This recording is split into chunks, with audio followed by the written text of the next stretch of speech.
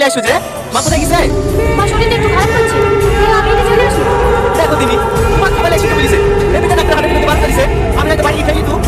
ওই কাঁদলে কিছু হবে না, আমি যখন যাবো কাঁদলে ঠিক সারা দিন বাকি থাকে। এই গনি বাড়িতে নাকি? না এনে তো সাইকেল একটু লেবো। ঠিক আছে লিজা। চলো। কি আপনি খাবেন না? না, আমি তোমাকে বাড়িতে খাই আসবো, তারপরে খাবো। আমি তো একটু হেঁটে যেতে পারবো। হ্যাঁ, এইভাবে হেঁটে হেঁটে শরীরটা খারাপ করো। না, উঠে বসো।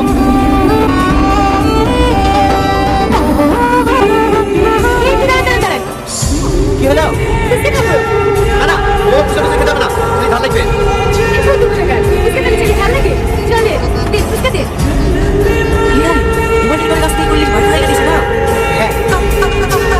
বাবারে এটা তো সেই দেখতে রে। এই নে, আপনি একটা খান। না না, আমি খাবো না, আমার সব ভালো লাগে না, তুমি খাও। আরে খেয়ে দেখেন না, হেভি টেস্ট। না না, তুমি খাও। না, আমি খাই দিচ্ছি। তুই খাতা রে।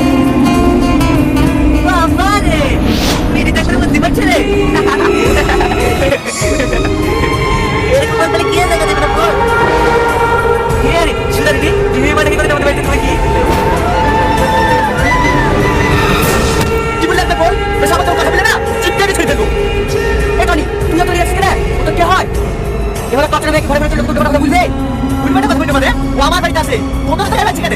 যাইবে তো না তুমি তো জেনে না জানে না এবার তোমাকে পথ করে রেখে দিছি ওটা তো বউ নাকি? হ্যাঁ, ওটা আমার বউ, ওর পেটে বাচ্চা সেটা আমার, আসলে না